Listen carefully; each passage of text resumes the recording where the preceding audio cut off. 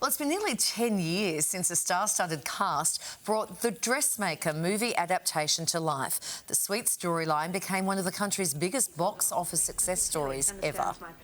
Now the critically acclaimed author behind the book and blockbuster, Rosalie Ham, has been inspired to pen a prequel to the international bestseller, and this time she's telling the tale of beloved character Molly.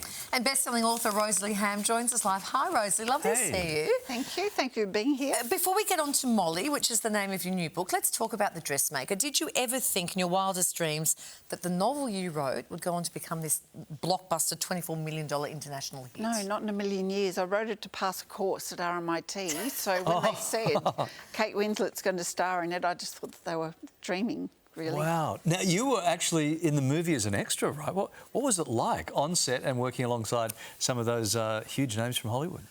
It was largely tedious because I was an extra and we had to sit around a lot, but I found them all to be very hardworking, very down-to-earth people that were very good at their job and were quite friendly when they weren't trying to get to the pavlova. Did they know that you were you? No, they didn't. And not even the second director or anybody knew. We just got treated like a extra all the way undercover. through. And it was at the end when Kate Winslet said to me, giving a speech, and I'd like to thank the girl that they're responsible for, and the entire crew turned and looked at me and I thought, oh, yes, my moment.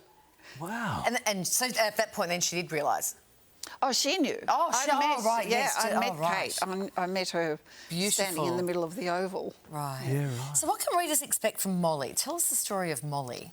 Well, Molly explains how Molly got to Dungatar. So it's set in 1914. There's a war looming in the distance there, and Molly's, of course, a part of the suffrage society, so she's campaigning with her adorable aunt for equality for women and for the vote for the suffragettes in the United Kingdom and all those sorts of things. And she's at odds with everybody around her. She's the sort of character that you met in The Dressmaker, the film. She hasn't conformed to society and therefore makes life difficult for herself. But she's right, of course. Yeah. You know, everything she fights for is real. Right. You must have to do some research to write a book that's set so long ago. Oh, it's good fun. Yeah, it's terrific fun. Yeah. You say that the book was a last gift from your late husband, Ian. Yes. How exactly did he help you with the writing process? Well, in the year 2000, when I came home, or I think it was before that, 1996, and said, I think I'm going to write a novel, he said, go for it. Happy for you. Yeah. And, you know, and then opened his newspaper and thought, well, that's her occupied. And then I kept writing them and he kept encouraging them. But he was there for the first one. He was there for The Dressmaker.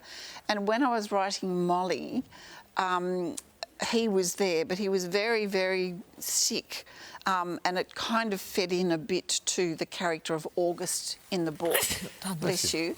And he just infused the book with a certain atmosphere, and I was just really grateful to have him there for the last book in the series. Yeah, that's lovely. You recently opened up about the lessons that you can learn from caring for someone with Alzheimer's. And what's that?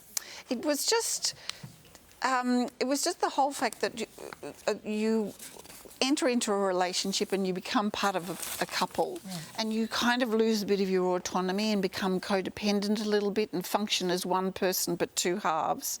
But through the journey of Alzheimer's and then ultimately cancer and out the other side, you gradually regain what you kind of lost, but more so. So you become one person for the two of you. Yeah. So at the end of it, I came out of it having learned a lot.